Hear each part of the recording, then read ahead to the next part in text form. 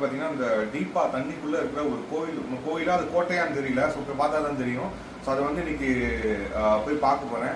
அதாவது ஒரு தண்ணிக்குள்ளேயே எப்பயுமே அது முழுங்கி இருக்குமா அந்த கோட்டைன்றதை வந்து சொல்லி. ஸோ இது வந்து கிட்டத்தட்ட 1000 years ஓல்டுன்னு சொல்லி சொல்றாங்க.